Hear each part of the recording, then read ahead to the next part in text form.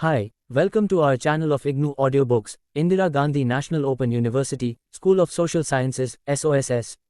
Certificate Program in Disaster Management, CDM, English. CDM 02 Disaster Management, Methods and Techniques. Block 1 Increased Understanding of Disasters I. Unit 3 Cyclone 3.0 Objectives. After reading this unit, you should be able to A. Describe the major cyclones and damage caused by them. Discuss the relief and rehabilitation measures.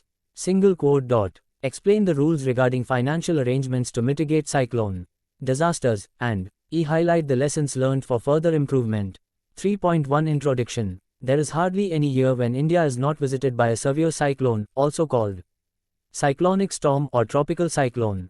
The Indian mainland is flanked on Earth's side by cyclone-prone Bay of Bengal and the Arabian Sea. Furthermore, there are two cyclone seasons viz. Pre-monsoon, April to May, and post-monsoon, October-December. That is why, every year a few cyclonic storms occur in the Indian territory, more in the Bay of Bengal than the Arabian Sea, the ratio being 4:1 approximately. Cyclones, resulting in torrential rain, exceptionally high winds and enormous storm surge, are among the most destructive disasters. This fact has been already discussed in CDM01, and the extent of large loss of human lives in association with tropical cyclones in the past has been listed. The purpose of this unit is to provide more information on major cyclone disasters and the management systems pertaining to relief and rehabilitation. 3.2 Major cyclones in India and damage caused. The Andhra Pradesh cyclone of November 1977, Orissa cyclone of June 1982 and another Andhra cyclone of May 1990 that occurred in Machilipatnam are typical examples of a few cyclones that have caused large loss of lives and properties. But the super cyclone of October 1999 that devastated Orissa is the worst in a century, i.e. since the time scientific observations and studies of cyclones began. These are dealt with in some detail in the following subsections. 3.2.1 Andhra Pradesh cyclone of November 14 to 20, 1971. It was a very severe cyclonic storm which initially developed at a low latitude, 6 degrees N, 92 degrees east, in the morning of the 14th of November 1977. The cyclone, moving initially in a west-northwesterly direction, changed its course to northwesterly direction by the 16th evening. Continuing its northwesterly movement, it struck Andhra Pradesh coast at north of Chirala around 1730 hours on 19th November 1977. The cyclone attained a maximum wind speed of 140 knots, 260 kmph, during its life period. A ship, Jagat Swamini, while passing through the center of the cyclone reported lowest atmospheric pressure of 941 hectopascals, at about 1200 1117 November 1977.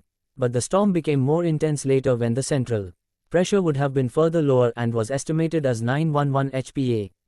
This was the cyclone of the highest intensity so far observed in the Bay of Bengal and the Arabian Sea. The cyclone caused loss of lives and properties on a very large scale. The cyclone had devastating effects as indicated below. There were heavy to very heavy rains and gales reaching 200 km per hour which lashed Prakasarn, Guntur, Krishna, East and West Godavari districts, uprooting trees, bending telegraph posts, dislocating road and rail traffic, telecommunication and power supply in these coastal areas.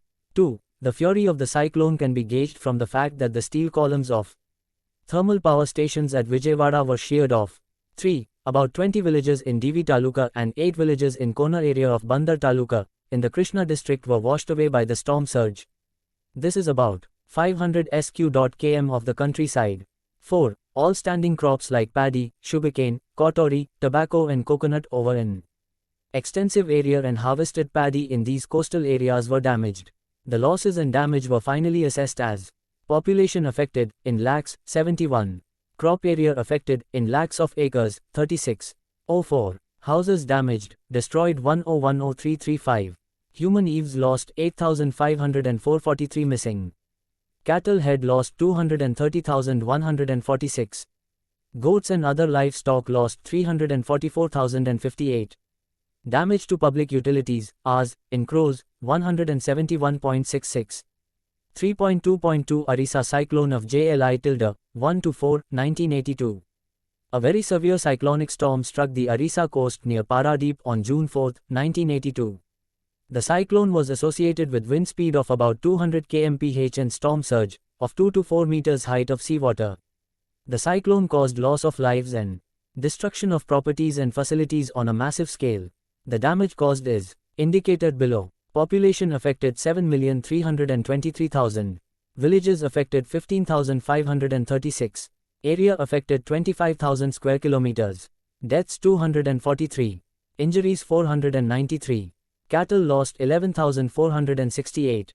Crop area damaged 1,589,000 hectares. Area saline inundated 89,000 hectares. Houses collapsed, damaged 819,000. Power lines lost 2,566 km. Substations damaged 314. Canal breaches 1840. Embankment breaches 302.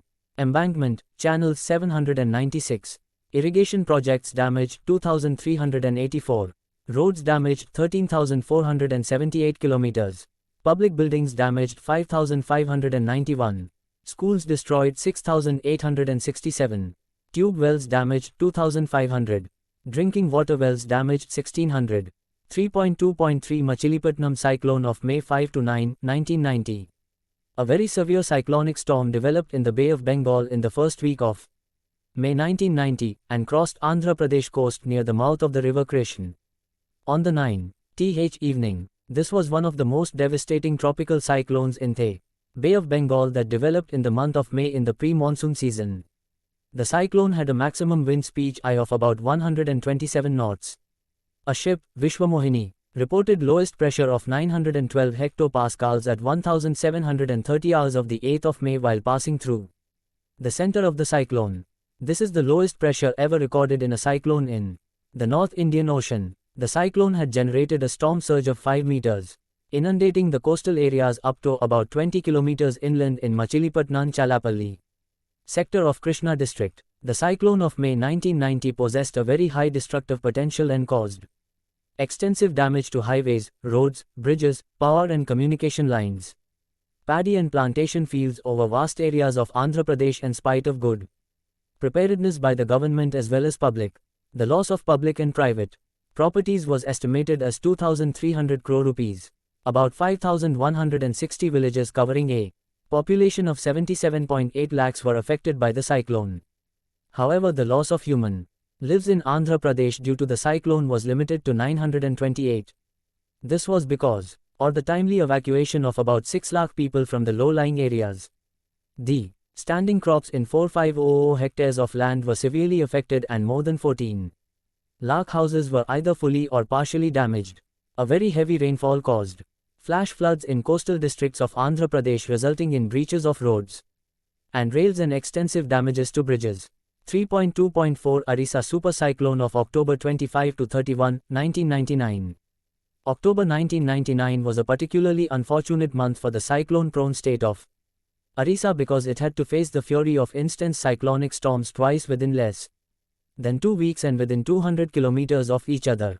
The devastated state had not yet completed the assessment of the damage done by the very severe cyclone that hit Ganjam district on October 17, 1999, carrying winds of the order of 180 km/h. When another cyclonic storm, much more fierce, hit a wide area of the Orissa coast on October 29, 1999 with supercyclonic intensity seriously affecting 15 prosperous districts of the state. The supercyclone took birth far all one way in the Gulf of Thailand on October 24, 1999. Moving across the Malaysian peninsula, it emerged in the North Andaman Sea as a well-marked low-pressure area by the morning of October 25, 1999. It concentrated into a depression by the same evening. Moving west-northwestward, it IFIED into a cyclone icy storm by the MRNing of OCT Bell, 26, 1999 when it was located northeast of Port Blair in the Andamans. Then onwards, it took a northwestward course and attained CL the slag of very severe cyclone in the late evening of October 27, 1999.